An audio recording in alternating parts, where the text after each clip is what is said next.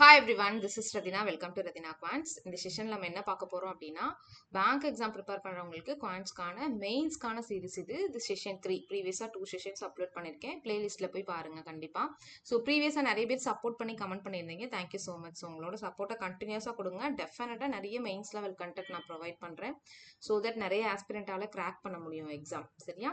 So நீங்க quantitative ஆப்டிடியூட ஃபுல்லா learn பண்ணணும். இப்போ நான் இந்த சீரிஸ்ல சொல்லி கொடுக்குறதுலாம் உங்களுக்கு புரியும்னா டெஃபினட்டா நீங்க வந்து இந்த quants A to Z series நீங்க ஃபுல்லா பார்த்து நோட்ஸ் எடுத்துருக்கணும். அப்பதான் அந்த பேசிக்லாம் நீங்க ஸ்ட்ராங் ஆக முடியும். ரதினா குவான்ஸ் ஆப்பை டவுன்லோட் பண்ணிக்கோங்க. நம்ம ஆப்பை பிளே ஸ்டோர்ல போயிட்டு ஸோ அங்க complete quants A to Z series 1 year and 2 year வேலிடிட்டியில இருக்கு. பிரைஸ் அதுக்கேற்ற மாதிரி இருக்கும், செக் பண்ணிக்கோங்க. அண்ட் நீங்க மெயின்ஸ் லெவல் ப்ரிப்பேர் பண்றீங்க அப்படின்னா கட்டாயமா டேட்டா இன்டர்பிரேஷன் ரொம்ப முக்கியம். 100 மெயின்ஸ் லெவல் டேட்டா இன்டர்பிரேஷன் நான் பயங்கர எஃபோர்ட் போட்டு இந்த கோர்ஸ் கம்ப்ளீட் பண்ணியிருக்கேன். ஸோ இதுவும் நிறைய பேருக்கு ஹெல்ப்ஃபுல்லா இருக்கு, மறக்காம யூஸ் பண்ணிக்கோங்க. இது ரெண்டும் சேர்ந்து காம்போ பேக்காகவும் இருக்கு, அதை யூஸ் பண்ணிக்கோங்க. அண்ட் ஆல்சோ டிஎன்பிஎஸ்சி ப்ரிப்பேர் பண்றீங்கன்னா அதுக்கு கோர்ஸ் இருக்கு. எஸ், இப்போ கவனிங்க, இந்த கண்டென்ட் வந்து நான் இப்போ எங்கேருந்து எடுக்கிறேன்னு பார்த்தீங்க அப்படின்னா எக்ஸாம் ராலின்ற ஒரு வெப்சைட்ல இருந்து தான் எடுக்கிறேன். ஸோ அவங்க கண்டென்ட் எல்லாமே அஃபோர்டபுள் ப்ரைஸ்ல சூப்பராக இருக்கு. இந்த 365 ரேலி பிடிஎஃப் கோர்ஸ்ல இருந்து தான் இன்னைக்கு நான் கண்டென்ட் எடுத்திருக்கேன். ஸோ இதில் பார்த்தீங்கன்னா டெய்லி உங்களுக்கு ஒவ்வொரு டேயுமே உங்களுக்கு மெயின்ஸ் லெவல் கண்டென்ட் ப்ரொவைட் பண்றாங்க. வெயிட் நான் காட்டுறேன். ஸோ இது பாருங்களேன், அதாவது வெனஸ்டே April 1ன்னு எடுத்துக்கிட்டிங்கன்னா இங்கிலீஷ், ரீசனிங், குவான்டிடேட்டிவ் அப்படின்னு சொல்லிட்டு 3 சப்ஜெக்ட்டுக்குமே 15 மினிட்ஸ் டைம் கொடுப்பாங்க. 10 கொஷின்ஸ் இருக்கும். நீங்கள் டெஸ்ட்டாகவே அட்டன் பண்ணிக்கலாம். இன்னைக்கு நான் உங்களுக்கு கொடுக்க போகிறது பார்த்தீங்க அப்படின்னா April 17th கொடுத்த quantitative aptitude mains level content 15 மினிட்ஸில் 10 கொஷின் அட்டன் பண்ணுற மாதிரி ஒரு டெஸ்ட்டாகவே இருக்குது. இன்னைக்கு நான் இப்போ டீச் பண்ண போகிறது வந்து ஆல்ரெடி டெஸ்ட்டாகவே இருக்குது. ஸோ நீங்கள் இந்த டெஸ்ட்டாக நீங்கள் போட்டு பார்க்கணும் அப்படின்னா எக்ஸாம் ராலின்ற வெப்சைட்டில் போயிட்டு அங்கே பிடிஎஃப் கோர்ஸ் இருக்கும். ராலி பிடிஎஃப் கோர்ஸ் மெயின்ஸ் லெவல் இருக்கு, ப்ரிலிம்ஸ் லெவல் இருக்கு. 365 டேஸ்க்கும் டெய்லி வந்துடும். ஸோ மறக்காம நீங்க அதுல போய் டெஸ்ட் போட்டு கூட பாருங்க. இப்போ நான் நடத்துறதை பார்த்துட்டு கூட அகைன் நீங்க அங்க சால்வ் பண்ணி பார்த்துக்கலாம், டெஸ்ட் போட்டு பார்த்துக்கலாம். சரியா? எஸ், இது வெப்சைட்டோட லிங்க் எல்லாமே டிஸ்கிரிப்ஷன் வச்சிருக்கேன். உங்களுக்கு ஏதாவது டவுட் இருந்தா கேளுங்க. அண்ட் செஷன் எப்படி இருந்துச்சுன்றதை மறக்காம கமெண்ட் செக்ஷன்ல சொல்லுங்க. இப்போ நம்ம ஃபர்ஸ்ட் சம்க்கு போயிடலாம். ஃபர்ஸ்ட் சம் பாருங்க என்ன கொடுத்துருக்காங்க. Find the values of quantity 1 and 2, 3. 3 எப்பவுமே யூஸ்வலா 1 and 2 தானே கொடுப்பாங்க. ஸோ மெயின்ஸ் லெவல்னால நமக்கு 3 குவான்டிட்டிஸ் கொடுத்துருக்காங்க. அதுக்கு முன்னாடி கொஞ்சம் டேட்டா கொடுத்துருக்காங்க. என்ன கொடுத்துருக்காங்க பாருங்களேன். Sum of rupees P is invested at rupees 20% compound interest compounded annually. Yes, இன்னொரு விஷயம், சம் போறதுக்கு முன்னாடி நிறைய பேசுறேன்னு நினைக்காதீங்க. இப்போ நான் இந்த செட்டப்ல கொண்டு வந்துட்டு இருக்கேன் பாருங்களேன். இது உங்களுக்கு ஓகேவா அப்படின்னு சொல்லுங்க. ஸோ இதெல்லாம் எனக்கு கொஞ்சம் ஃப்ரீக்வெண்டா என்னால் கண்டென்ட் நிறைய கொடுக்க முடியும். ஸோ இந்த செட்டப்ல உங்களால நான் சொல்றதை அண்டர்ஸ்டாண்ட் பண்ணிக்க முடியுதா? நான் ரொம்ப குட்டியா சைட்ல தான் தெரிவேன், பட் வந்து உங்களுக்கு இந்த கர்சர் பாயிண்ட்லாம் நீங்க நோட் பண்ணணும். இது உங்களால அண்டர்ஸ்டாண்ட் பண்ணிக்க முடியுதா அப்படின்றது மட்டும் சொல்லுங்க. ஸோ இதனால நம்ம நிறைய கண்டென்ட் அடிக்கடி கொடுக்கலாம். சரியா? எஸ், கவனிங்க, இதோட ஃபீட்பேக் கண்டிப்பா நீங்க எனக்கு கொடுக்கணும். இந்த செட்டப் ஓகேவா அப்படின்னு. எஸ், இப்போ என்ன சொல்றாங்கன்னா ருபீஸ் பி அப்படின்ற ஒரு சம்ம போயிட்டு 20% காம்பவுண்ட் இன்ட்ரெஸ்ட்ல காம்பவுண்ட் ஆனுவலி 2 வருஷத்துக்கு வந்து இன்வெஸ்ட் பண்றாங்க. சரியா? If the same sum is invested at simple interest at rupees at R plus 5%, R plus 5% for 3 years. இங்க வந்து 20% 2 years காம்பவுண்டட் ஆனுவலி காம்பவுண்ட் இன்ட்ரெஸ்ட்ல. நெக்ஸ்ட் என்ன சொல்றாங்கன்னா அதே சம்ம சிம்பிள் இன்ட்ரெஸ்ட்ல கொண்டு போய் ஆர் பிளஸ் 5%ன்ற வேல்யூல இன்ட்ரெஸ்ட்ல 3 இயர்ஸ்க்கு இன்வெஸ்ட் பண்ணா என்ன கிடைக்குதா? the total interest earned rupees 1200. இது என்னது? சிம்பிள் இன்ட்ரெஸ்ட்ல கிடைச்ச இன்ட்ரெஸ்ட். சரியா? the value of p is 4000. So அவங்க pன்னு கொடுத்துட்டு வேல்யூ ஆஃப் பியும் கொடுத்துட்டாங்க. சரியா? அப்போ நமக்கு வந்து பிரின்சிபல் வந்து எவ்வளோன்னு சொல்லிட்டாங்க அப்படின்னா 4000 சொல்லிட்டாங்க. Okay, wait.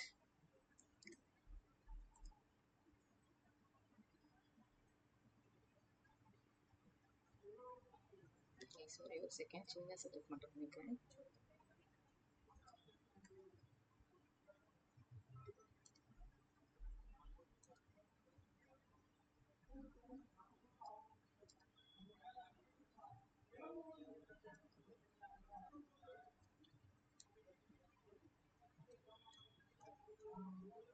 சரி, ஓகே, இதுலயே ப்ரொசீட் பண்ணுவோம்.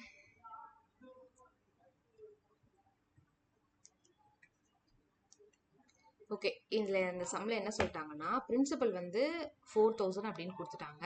ஃபர்ஸ்ட் சிஐ பத்தி பேசுறாங்க. சிஐல பாத்தீங்கன்னா என்ன சொல்றாங்க, 20% ரேட் ஆஃப் இன்ட்ரெஸ்ட்ல 2 இயர்ஸ்ல கொடுத்துருக்காங்க. பிரின்சிபல் இது 20%. அப்போ நம்மளால என்ன பண்ண முடியும், இதோட சிஐ 2 இயர்ஸ்க்கு என்னன்றதை கால்குலேட் பண்ண முடியும். இது ஒரு பக்கம் இருக்கட்டும். அடுத்து என்ன சொல்றாங்க, எஸ்ஐ பத்தி பேசுறப்போ இது வந்து காம்பவுண்ட் இன்ட்ரெஸ்ட். எஸ்ஐ பத்தி பேசுறப்போ R+5% ரேட் ஆஃப் இன்ட்ரெஸ்ட் 3 இயர்ஸ்ல. 3 இயர்ஸ்க்கான சிம்பிள் இன்ட்ரெஸ்ட் எவ்வளவு கிடைச்சிருக்கு, 1200 கிடைச்சிருக்கு. இதுல நம்ம என்ன பண்ண போறோம்னா அந்த ரேட் ஆஃப் இன்ட்ரெஸ்ட் கண்டுபிடிக்க போறோம். அப்போ ஃபர்ஸ்ட் 1 இயர்க்கான சிம்பிள் இன்ட்ரெஸ்ட் என்னன்னு கண்டுபிடிக்கணும். 3 இயர்ஸ்க்கு 1200னா 1 இயர்க்கு நம்ம இதை 3 ஆல டிவைட் பண்ணீங்கன்னா 400 கிடைக்கும்.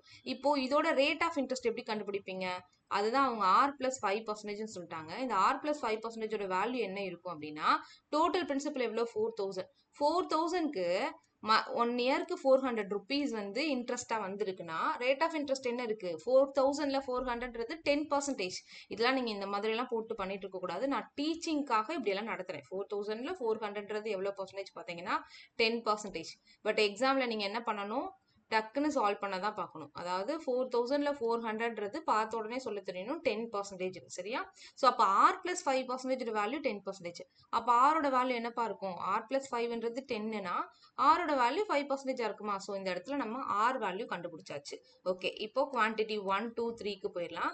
குவான்டிட்டி 1 என்ன கொடுத்துருக்காங்கன்னா, எஸ் குவான்டிட்டி 1 பாருங்க, the compound interest earned on rupees P after 2 years. அதுதான் நமக்கு குவான்டிட்டி 1. இந்த சிஏ எவ்வளோன்னு கண்டுபிடிக்க சொல்றாங்க. ஜென்ரலாவே 2 இயர்ஸ்க்கு இந்த மாதிரி பர்சன்டேஜ் இருந்துச்சுன்னா 2-1 மெத்தட் யூஸ் பண்ணுங்கன்னு சொல்லுவேன். பட் இதுக்கு அதை விட ஈஸியான மெத்தடே யூஸ் பண்ணலாம். குமுலேட்டிவ் பர்சன்டேஜ் நம்ம கண்டுபிடிப்போமா, சக்சஸிவ் பர்சன்டேஜ்ல போட்டு +or-x +or-y +or-x/y 100 போடுவோம்ல, அந்த கான்செப்ட்லேயே போடுங்க.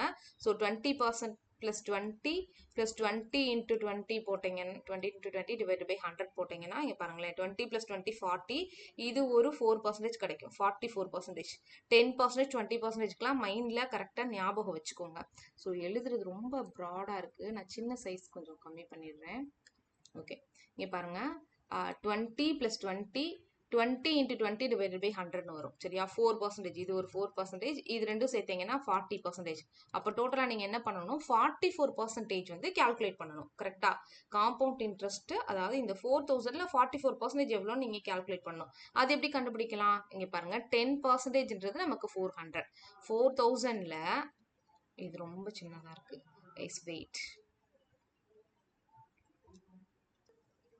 எஸ், அதாவது இப்போ 4000ல 44% எவ்வளோன்னு கால்குலேட் பண்ணணும். 10%ன்றது நமக்கு 400. அப்போ 40%ன்றது நமக்கு 1600 வந்துடும்.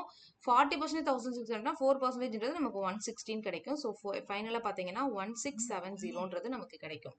என்னது, quantity 1. Is it clear? So quantity 1 வந்து நமக்கு காம்பவுண்ட் இன்ட்ரெஸ்ட் 2 இயர்ஸ்க்கு என்னன்னு கேட்குறாங்க. இந்த பீல இவ்வளோ பிரின்சிபல்ல 2 இயர்ஸ்க்கான காம்பவுண்ட் இன்ட்ரெஸ்ட் என்னன்னு கேட்குறாங்க. நமக்கு என்ன கிடைச்சிச்சு, 1600 + 160.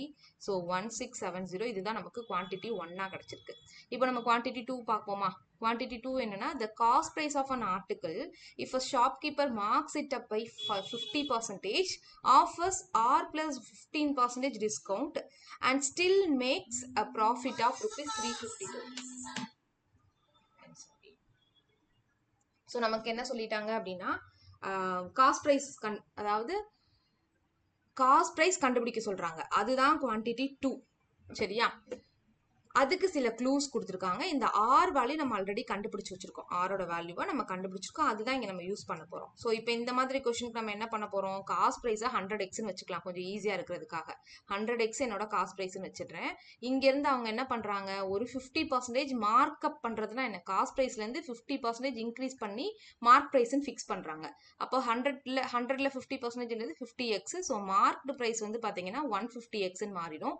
இதுலேருந்து என்ன பண்ணுறாங்கன்னா R+15% சொல்றாங்க. ஆரோட வேல்யூ 5. அப்போ R+15 வேல்யூ நமக்கு என்ன இருக்கும், 20ன்னு இருக்குமா. ஸோ 20% டிஸ்கவுண்ட் கொடுக்குறாங்க. 150xல 20% டிஸ்கவுண்ட்னா எடுத்தோம், 10% 15, 20னா 30x டிஃப்ரெண்ட் டிஸ்கவுண்டா கொடுத்தாங்கன்னா 120xக்கு சேல் பண்ணியிருப்பாங்க. கரெக்டா? 120x சேல் பண்ணிருக்காங்க. இது என்னோட காஸ்ட் பிரைஸ், இது மார்க்கெட் பிரைஸ், இது selling price.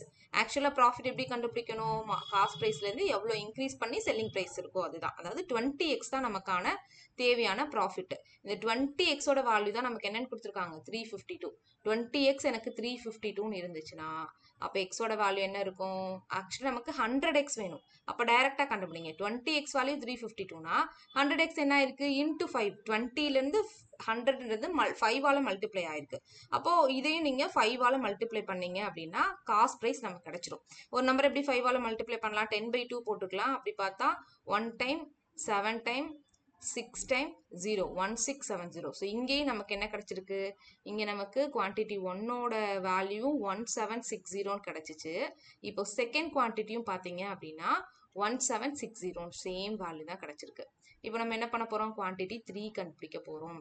Okay, so next இதில் நான் கொஞ்சம் நீட்டாக அலைண்டா எழுதுறேன். ஸோ இது ரொம்ப கொஞ்சம் கசகசன்னு இருக்கு. இது குவான்டிட்டி 1. இப்போ நம்ம கண்டுபிடிச்சது குவான்டிட்டி 2. Quantity 3 பாருங்க. The quantity of milk in 2200 liter mixture of milk and water where the concentration of water is 20%. அதாவது 2200 லிட்டர்ஸ் வந்து மில்க் அண்ட் வாட்டர் சேர்ந்து மிக்சரா இருக்கு. இதுல வாட்டரோட கான்சென்ட்ரேஷன் 20%ன்றாங்க. இந்த மில்கோட குவான்டிட்டி எவ்வளோன்னு கேட்குறாங்க. அப்போ ஃபர்ஸ்ட் வாட்டர் 80, ஆக்சுவலி டோட்டலாக இது 100% எடுத்துக்கிட்டா வாட்டர் 20% இருக்குன்னா மில்க் வந்து நமக்கு 80% இருக்கும். அப்போ 80% ஆஃப் 2200 நம்ம கால்குலேட் பண்ணணும். அதுக்கு என்ன பண்ணலாம்? வாட்டரோட பர்சன்டேஜ் எவ்வளோ கொடுத்துருக்காங்க? 20%. அப்போ வாட்டரோட குவான்டிட்டி கண்டுபிடிச்சு மைனஸ் பண்ணிட்டோம்னா ரிமைனிங் இருக்கிறது கண்டிப்பாக என்னவா இருக்கும்? மில்கோட குவான்டிட்டியா இருக்கும். சரியா? அப்போ என்ன பண்றோம்? 10% 2200ல 20% நம்ம கண்டுபிடிக்க போறோம். 10% 220, 20% 440. அப்போ இதுல இருந்து நம்ம என்ன பண்ண போறோம்? 440 மைனஸ் பண்ணிக்கலாம். மைனஸ் பண்ணா என்ன கிடைக்கும்? 1760. இது என்னது? மில்கோட குவான்டிட்டி. 2200ல 440 வந்து வாட்டர் இருக்கு, 1760 வந்து மில்க் இருக்கு. ஸோ அப்போ பாருங்க, தேர்டுக்கான குவான்டிட்டி 3ஓட வேல்யூ 1760. ஸோ 3 வேல்யூமே ஈக்குவல். குவான்டிட்டி 1, குவான்டிட்டி 2, குவான்டிட்டி 3 3மே ஈக்குவல். அப்படி பார்த்தா ஆப்ஷன் பி தான் நமக்கு இந்த இதை சாட்டிஸ்ஃபை பண்ணுது. Option B is the right answer. Is it clear? Next question போலாமா? எஸ், செகண்ட் கொஸ்டின் பாருங்க. Read the data carefully to find the values of x and y, then solve the quantities. இங்கேயும் நமக்கு அதே quantity 1 and quantity 2 தான். Wait. Quantity 1, quantity 2 தான் நம்ம பார்க்க போறோம். ப்ராபபிலிட்டிலேருந்து வந்திருக்கு. ஆக்சுவலாக கொஸ்டின் ரொம்ப ஈஸியாக இருந்துச்சு, கவனிங்க.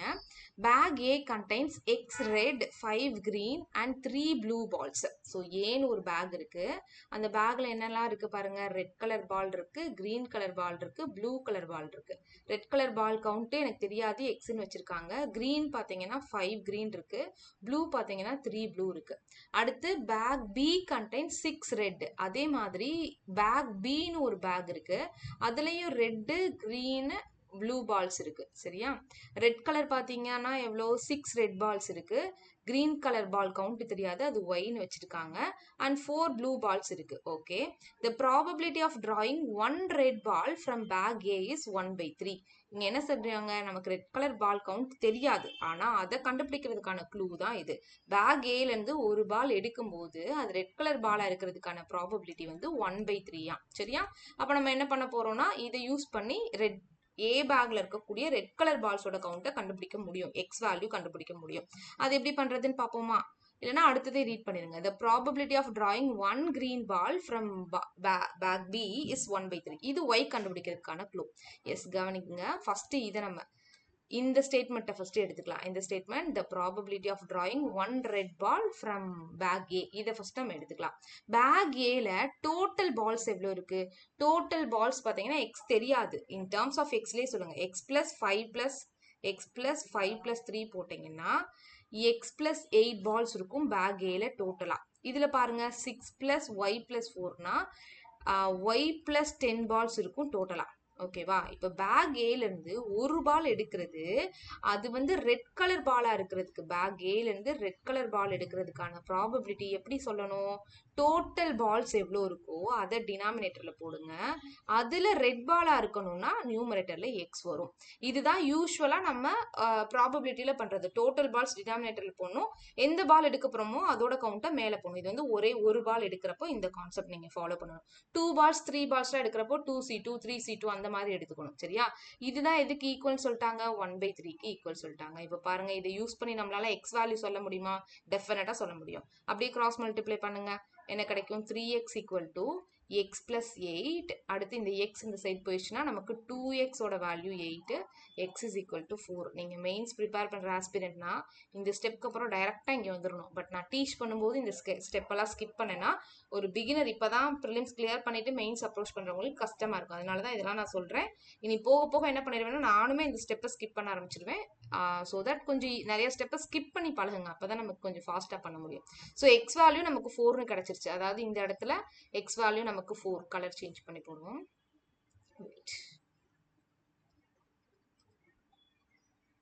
பாருங்க, இந்த எக்ஸோட வேல்யூ நமக்கு 4னு கிடைச்சிருச்சு. ஸோ எக்ஸ் பிளஸ் 8 டோட்டலா எவ்வளவு பால்ஸ்? 12 பால்ஸ். இது ஏல இருக்கிறது.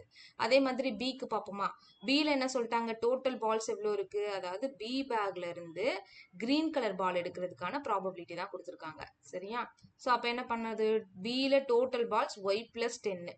அதுல ப்ளூ பால்ஸ் எங்க இருக்கு? இங்க இருக்கு. Y value which is equal to what? அதுதான் எவ்வளோன்னு கொடுத்துருக்காங்க. அதுவும் 1/3ன்னு சொல்லிட்டாங்க. ஸோ கிராஸ் மல்டிப்ளை பண்ணுங்க. 3y equal to Y plus 10. இதுல டைரக்டா சொல்லுங்க, டைரக்டா ஒய்யோட வேல்யூ சொல்லுங்க. இந்த ஒய் இந்த சைடு வந்துடும். 2y ஈக்குவல் டு 10 வரும். So Y is equal to 5 வரும். ஸோ இது வந்து ஒரு பிகினர் அப்ரோச். இப்போ இதே மெயின்ஸ்ல வர ஆஸ்பிரண்ட் வேற எப்படி அப்ரோச் பண்ணலாம்னா, நல்லா கவனிங்க.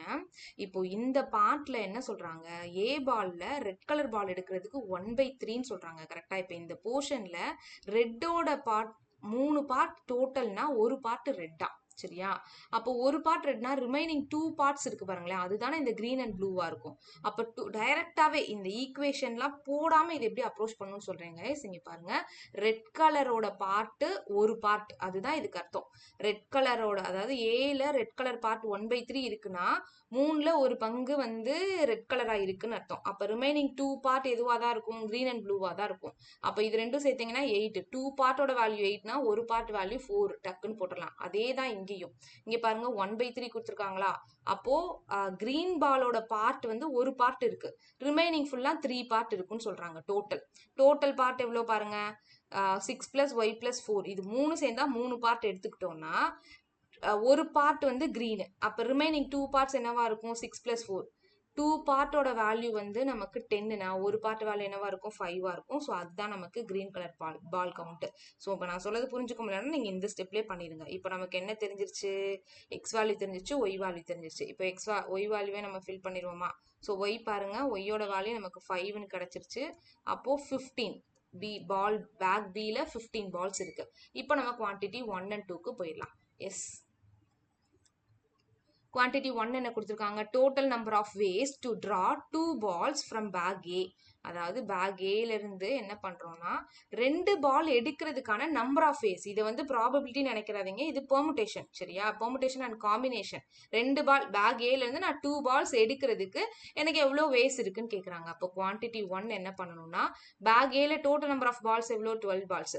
இந்த 12 பால்ல இருந்து நான் 2 பால் செலக்ட் பண்ணா 12C2 நம்ம கண்டுபிடிக்கணும். 12C2 எப்படி கண்டுபிடிப்பீங்க? 12 into 11 divided by 1 into 2. 1 time இங்க 6 times. So 6 into 11 equal to 66. அப்போ quantity 1 பாத்தீங்கன்னா quantity 1 ஓட value 66. 66. Okay. Next, quantity 2 பாப்போமா? Quantity 2 என்னன்னா, the total number of ways to draw 2 green. Guys, wait பண்ணுங்க. Total number of balls. So quantity 1 என்னன்னா total number of ways to draw 2 red balls. 2 பால் எடுக்கிறதுக்கான ப்ராபபிலிட்டின்ற மாதிரி கேட்குறாங்க. சரியா? அதாவது ப்ரீவியஸாக நான் எப்படி சொல்லிட்டேன்னா 2 balls எடுக்கிறதுக்கான ப்ராபபிலிட்டின்னு சொல்லிட்டேன். அந்த 2 பால் ரெட் பாலா இருக்கிறதுக்கான ப்ராபபிலிட்டி என்னன்னு கேட்குறாங்க. சரியா? அப்போ என்ன பண்ணணும்? டோட்டல் பால்ஸோட கவுண்ட் பார்த்தீங்க அப்படின்னா நமக்கு 12 இருக்கு. அதுல ரெட் கலர் பால் கவுண்ட் என்ன இருக்கு? ரெட் கலர் பால் கவுண்ட் பார்த்தீங்க அப்படின்னா நமக்கு 4 இருக்கு. நான் எடுக்க போற 2 பாலும் ரெட் கலர் பாலா இருக்கணும்னா 4C2 நம்ம கால்குலேட் பண்ணணும் கைஸ். இப்போ இந்த இடத்துல நான் ரெட்ன்றதை நான் நோட் பண்ணல சரியா. 2 balls ஃப்ரம் பேக் ஏ அப்படின்னு யோசிச்சுட்டேன். ஸோ 2 ரெட் பால்ஸ் சரியா. இந்த சின்ன மிஸ்டேக் விட்டுறாதீங்க. 2 ரெட் பால் எடுக்கிறதுக்கான நம்பர் ஆஃப் வேஸ் கேட்டிருக்காங்க. அப்போ 4லேருந்து 2 பால் எடுக்கணும் சரியா. 4 தான் நமக்கு ரெட் கலர் பாலோட கவுண்ட். அப்போ என்ன கிடைக்கும்? 4C2னா 4 × 3 divided by 1 × 2 1 time 2 time so 6ன்னு கிடைக்கும் சரியா. குவான்டிட்டி 2 எடுத்துக்கிட்டிங்கன்னா 2 க்ரீன் பால்ஸ்ன்னு சொல்கிறாங்க. க்ரீன் பால்ஸ் எவ்வளோ இருக்குது? பேக் பியில் க்ரீன் பால்ஸோட கவுண்ட்டு 5 இருக்குது. ஸோ அது 2 பாலாக இருக்கணும் அப்படின்னா 2 பால் க்ரீன் பால் எடுக்கணும்னா 5C2 போடணும். ஸோ 5 4 1 2 நடுவில் டாட் வச்சுருக்கிறது மல்டிப்ளிகேஷன் எடுத்துக்கோங்க. ஸோ 10. ஸோ குவான்டிட்டி 1 6, குவான்டிட்டி 2 வந்து 10, குவான்டிட்டி 3 வந்து the value of x plus y plus z ன்னு சொல்கிறாங்க. So x plus y plus z z நம்மகிட்ட கொடுக்கல மக்களே, சின்ன மிஸ்டேக் ஏதோ இருக்குது. வெயிட், அது z இல்லை 2 டைப் பண்ண கொடுத்த இடத்துல மிஸ்டேக் பண்ணிட்டாங்க. எஸ், அது வந்து நமக்கு 2. ஸோ எக்ஸ் வேல்யூ நமக்கு 4 + 5 + 2 தட் இஸ் 11. ஸோ குவான்டிட்டி 3 வந்து 11. இப்போ கம்பேர் பண்ணுவோமா? Quantity 1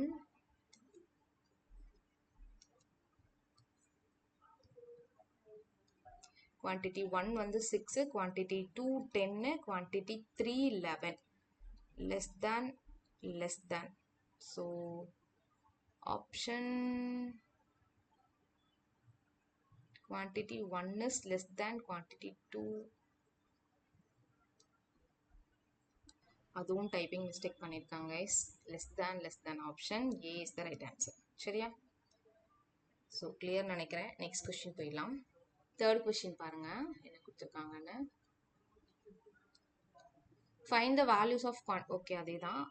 person A can complete, இங்கேருந்து கொஸ்டின் ஸ்டார்ட் ஆகுது பாருங்க. Person A can complete a piece of work in A days. Okay, ஏன்னு ஒரு பர்சன் இருக்காங்க, அவங்க ஏ டேஸில் ஒரு ஒர்க் முடிப்பாங்க. அடுத்து பர்சன் பி வந்து பி டேஸில், பர்சன் பி டேஸில் அந்த ஒர்க்கை முடிப்பாங்க. Together A and B take 12 days to complete the work. 2 பேரும் சேர்ந்தாங்கன்னா 12 daysல ஒர்க்கை முடிப்பாங்களாம். Okay, B is 50% more efficient than A. இந்த பாயிண்ட் கொடுத்துட்டாலே கொஞ்சம் ஈஸி. அதாவது A and B யோட எஃபிஷியன்சி ரேஷியோ கொடுத்துருக்காங்க. என்ன சொல்கிறாங்க? B is 50% more efficient than அப்புறம் A இருக்காங்க. ஸோ இவங்க 100னா இவங்க 115 இருப்பாங்க. இவங்களோட 50% அதிகம். ஸோ 2:3. இதுக்கு என்ன meaning? Time and work A to Z series பார்த்துருந்தீங்கன்னா சொல்லியிருப்பேன். A வந்து ஒரு நாளைக்கு 2 யூனிட்ஸ் முடிக்கிறாங்கன்னா B ஒரு நாளைக்கு 3 யூனிட்ஸ் முடிக்கிறாங்க. எஃபிஷியன்சி ரேஷியோவை நீங்கள் இப்படி தான் எடுத்துக்கணும். அப்போ இவங்களோட யூனிட்ஸ் தெரிஞ்சிருச்சு, 2 பேரும் சேர்ந்து எவ்வளோ டேஸில் முடிப்பாங்கன்னு தெரியும்னா நம்மளால டோட்டல் ஒர்க் சொல்ல முடியுமா? டோட்டல் ஒர்க் எப்படி சொல்கிறது? ஏ அண்ட் பி 2 பேரும் சேர்ந்து 12 daysல முடிக்கிறாங்க கரெக்டா. ஸோ அப்போ ஏ ஒரு நாளைக்கு 2 யூனிட், இவங்க 3 யூனிட், ஸோ 5 யூனிட்ஸ் ஒரு நாளைக்கு முடிப்பாங்க. அப்போ 12 daysல பார்த்தீங்கன்னா 60 யூனிட்ஸ் டோட்டலாக முடிப்பாங்க. இதுதான் நமக்கு தேவையான டோட்டல் ஒர்க்கு. இப்படி தான் நம்ம இதை அஷ்யூம் பண்ணிக்கணும். இப்போ கொஸ்டினுக்கு போகலாம். கொஸ்டினில் குவான்டிட்டி 1 கொடுத்துருக்காங்க. என்ன கொடுத்துருக்காங்கன்னு பாருங்கள், கேட்டிருக்காங்க. The time taken by Cன்னு ஒரு பர்சனை இன்ட்ரடியூஸ் பண்ணுறாங்க to complete the whole work alone given that C is 20% less efficient than B. So இந்த இடத்துல பிஏ விட 20% லெஸ் எஃபிஷியன்ட்னு சொல்லிட்டாங்க. நம்ம இங்கே வந்து பிக்கும் ஏக்கும் ஒரு எஃபிஷியன்சி அஷ்யூம் பண்ணி டோட்டல் ஒர்க்கை டோட்டல் ஒர்க்கை பார்த்தீங்க அப்படின்னா 16 வச்சுட்டோம். இப்போ இங்கே வந்து நம்ம பிக்கும் சிக்கும் ரேஷியோ எடுத்தீங்கன்னா, எஃபிஷியன்சி ரேஷியோ எடுத்தீங்கன்னா என்ன கிடைக்கும்? இங்கே பாருங்கள், எஃபிஷியன்சி ரேஷியோ எடுக்கும்போது நமக்கு 20% லெஸ் எஃபிஷியன்ட் தேனுக்கு அப்புறம் பி. ஸோ இவங்க 100னா இவங்க 80, தட் இஸ் இவங்க 5:4ன்னு வரும். ஸோ இந்த இடத்துல சி ஒரு நாளைக்கு 4 யூனிட்ஸ் முடிப்பாங்க. அப்போ 60/4 போட்டு 15ன்னு ஆன்சர் பண்ணக்கூடாது சரியா. நம்ம பியோட எஃபிஷியன்சி 3ன்னு வைக்கும்போது தான் டோட்டல் வந்து நமக்கு 60. பட் இங்கே பாருங்க, பியோட எஃபிஷியன்சி வந்து 5 and 4ன்னு இருக்கு. அதாவது பியோட எஃபிஷியன்சி 5ன்னு இருக்கு. இந்த இடத்துல டோட்டல் ஒர்க்கை நீங்கள் என்னன்னு எடுக்கக்கூடாது, 16 எடுக்கக்கூடாது. அப்போ நமக்கு சியோட எஃபிஷியன்சியை பி மூலமா கண்டுபிடிக்கணும்னா இப்படி ரேஷியோ சொல்றதை விட நம்ம அசம்ஷனை நமக்கு ஏற்ற மாதிரி கொஞ்சம் சேஞ்ச் பண்ணிக்கலாம். அதாவது ஏயோட எஃபிஷியன்சி 2ன்னு வச்சதுக்கு பதிலாக 20ன்னு வச்சுக்கோங்க. பியோட எஃபிஷியன்சி 3. இந்த குவான்டிட்டி 1க்கு மட்டும் நான் சொல்கிறேன். பியோட எஃபிஷியன்சியை 13 வச்சுருங்க. அப்போ 2 பேரும் சேர்ந்து 50 முடிப்பாங்க. 12 டேஸ்ல பாத்தீங்கன்னா டோட்டல் ஒர்க் 600ன்னு வச்சுக்கோங்க. இப்போ இதுல இருந்து நம்ம வந்து பி எஃபிஷியன்சி 30யா, இது 30 யூனிட்ஸ் முடிப்பாங்க. இப்போ சி எஃபிஷியன்சி என்ன இருக்கும்னா இவங்களோட 20% லெஸ் எஃபிஷியன்ட் தானே. அப்போ 30ல 20% மைனஸ் பண்ணுங்க. 10% 3, 20% 6. அப்போ சி வந்து ஒரு நாளைக்கு 24 யூனிட்ஸ் முடிப்பாங்க. சரியா, இப்படி எடுத்துக்கோங்க. இப்போ பி 30 யூனிட்ஸ் முடிக்கிறாங்கன்னா சி வந்து 24 யூனிட்ஸ் ஒரு நாளைக்கு முடிப்பாங்க. அப்போ சி எடுத்துக்கிற டைம் என்னவா இருக்கும்? இந்த 600 நீங்க 24ஆல டிவைட் பண்ணிக்கணும். 24ஆல டிவைட் பண்ணா என்ன பண்ணலாம்? 3ஆல கேன்சல் பண்ணா நமக்கு 200/8ன்னு கிடைக்குமா? ஓகே, 100/4 தட் இஸ் 25 டேஸ்ன்னு கிடைக்கும். ஆப்ஷன் குவான்டிட்டி 1க்கான ஆன்சர் என்ன அப்படின்னா 25 டேஸ். புரியுதா என்ன சொல்றேன்னு? கிளியரா? இல்லைனா நீங்கள் வேறு எப்படினாலும் கண்டுபிடிச்சிக்கலாம். நமக்கு ப்ரீவியஸாக 2 and 3னே நீங்கள் இங்கே வச்சுருந்தீங்கன்னா 2, 3ன்னு வச்சுருந்தா இங்கே 16 வைக்கணும். அப்போ உங்களுக்கு இது வந்து என்னென்னா 2.4ன்னு கிடைக்கும். அவ்வளோதான், சேம் கான்செப்ட் தான். இப்போ இங்கே ஏயோட எஃபிஷியன்சி 2ன்னு வச்சுக்கிறீங்க, பிஏயோட எஃபிஷியன்சி 3ன்னு வச்சுக்கிறீங்கன்னா நமக்கு 20% நம்ம ரெடியூஸ் பண்ணுறோன்ற பட்சத்தில் நமக்கு 2.4ன்னு கிடைக்கும். ஸோ டெசிமலில் கிடைக்கும். அதனால நம்ம எப்படி சேஞ்ச் பண்ணிக்கலாம். ஸோ இந்த ஒரு மெத்தடில் பண்ணுங்கள். இல்லைனா எஃபிஷியன்சி ரேஷியோ கண்டுபிடிச்சி டைம் ரேஷியோவை இன்வெர்ட்டாக பண்ணி எப்படினாலும் பண்ணிக்கலாம். எனக்கு இது கொஞ்சம் ஈஸியாக இருக்குது. ஸோ இந்த மாதிரி ப்ரொசீட் பண்ணியாச்சு. ஸோ குவான்டிட்டி 2 எடுத்துக்கோங்க. குவான்டிட்டி 2 பாருங்கள். The mathematical value of a + b/2.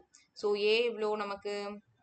Okay, இங்கே ஏ டேஸ் பி டேஸ் கேட்குறாங்க. அதாவது ஏ அண்ட் பியோட வேல்யூ நம்ம சொல்லணும். a + bனா இந்த ஏ தான் கன்சிடர் பண்ணணும். இப்போ ஏ எவ்வளோ நாள் ஒரு ஒர்க்கை முடிப்பாங்க? அதுதான் நமக்கு ஏ days, small A days. That is total 60 ஒர்க்கை 2 டிவைட் பண்ணால் 30 டேஸில் முடிப்பாங்க. புரியுதா? இந்த இடத்துல இந்த கான்செப்ட் பாருங்க. டோட்டல் ஒர்க்கு 60, ஏ வந்து ஒரு நாளைக்கு 2 யூனிட்ஸ் முடிப்பாங்க. அப்போ 2 முடிச்சா 60/2 போடும்போது 30 டேஸில் ஏ முடிப்பாங்க. ஸ்மால் ஏயோட வேல்யூ 30. அடுத்து பி வந்து ஸ்மால் பி டேஸில் முடிப்பாங்க. டோட்டல் ஒர்க் 60, 3 முடிச்சாங்கன்னா 20 டேஸ்ல முடிப்பாங்க. இப்போ நமக்கு a + b/2 இது ரெண்டோட ஆவரேஜ் தேவை. ஸோ 50/2 போட்டிங்கன்னா உங்களுக்கு 25ன்னு கிடைக்கும். ஸோ பி வேல்யூ, அதாவது குவான்டிட்டி 2ஓட வேல்யூவும் 25. ஓகே, நெக்ஸ்ட் போலாமா?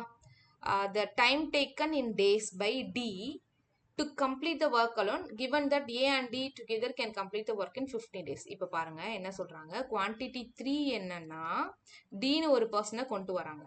ஏயும் டியும் சேர்ந்து 15 டேஸ்ல ஒரு ஒர்க்கை முடிப்பாங்களாம். சரியா, அப்ப பாருங்க ஏடி வந்து ஏ அண்ட் டியோட எஃபிஷியன்சி கண்டுபிடிச்சிடலாமா? இதை யூஸ் பண்ணி 15 டேஸ்ல ஒரு ஒர்க் முடிப்பாங்க. டோட்டல் ஒர்க் நம்ம 16 அஸ்யூம் பண்ணியிருக்கோம்.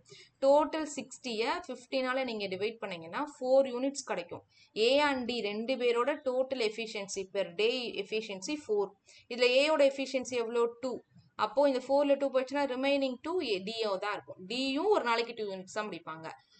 ஏயும் ஒரு நாளைக்கு 2 யூனிட்ஸ் தான் முடிப்பாங்க. அப்போ 2 யூனிட்ஸா முடிச்சா டி எவ்வளோ டேஸ்ல எடுத்துப்பாங்க? டி எடுத்துக்கிற டேஸ் பாருங்க. டோட்டல் 60 ஒர்க்கை 2 டேஸா முடிச்சாங்கன்னா 30 டேஸ்ல முடிப்பாங்க. ஸோ அப்போ இந்த இடத்துல மட்டும் நமக்கு என்ன கிடைக்கும்?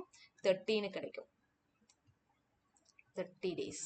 ஓகே, ஸோ இப்போ பாருங்க. வெயிட், நான் பாஸ் பண்ணிட்டேனா? ஓகே, ஸோ குவான்டிட்டி 1, 2, 3 கம்பேரிசன் பண்ணுவோமா?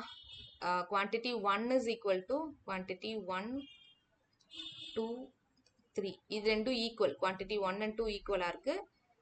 இது ரெண்டுமே குவான்டிட்டி 3 விட லெஸ் தானா இருக்கு. ஸோ இந்த ஆப்ஷன் எங்க இருக்கு பாருங்க. ஈக்குவல் டு போட்டுட்டு less than option C, sorry option B. B quantity 1 is equal to quantity 2 less than quantity 3. Is it clear? புரிஞ்சுதா? நெக்ஸ்ட் கொஸ்டின் போயிடலாம். ஸோ 3 கொஸ்டின்கே ரொம்ப நேரம் ஆயிடுச்சா? 4th question பாருங்க. ஃபாஸ்டா சால்வ் பண்ணிட்டு போயிடலாம். Find the values of 1 and 2. Okay, the base radius of a solid metallic cylinder A is 14 meter. Radius கொடுத்தாங்கன்னா ஒன்றும் பிரச்சனை இல்லை. டயாமீட்டர் கொடுத்தாங்கன்னா டக்குன்னு அதை ரேடியஸாக மாற்றிடுங்க. ஸோ ரேடியஸ் தான் இங்கே கொடுத்துருக்காங்க 14 சென்டிமீட்டர்.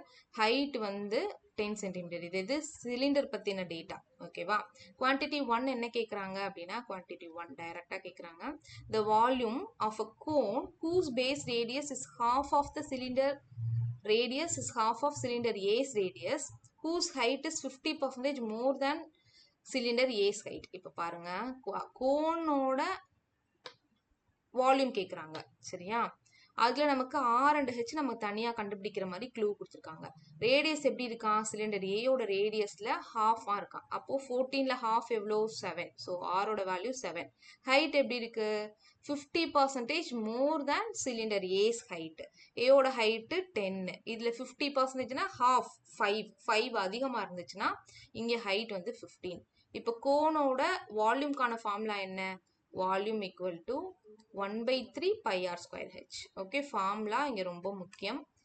ஃபார்முலா இல்லைனா ஒண்ணுமே பண்ண முடியாது. 1/3 இன்டூ பையோட வேல்யூ 22/7, r ஸ்கொயர் நமக்கு 7 × 7 15. இதை சிம்பிளிஃபை பண்ணி ஆன்சர் பண்ணணும். 1 டைம் இங்கே 5 டைம் கேன்சல் பண்ணிடலாம்.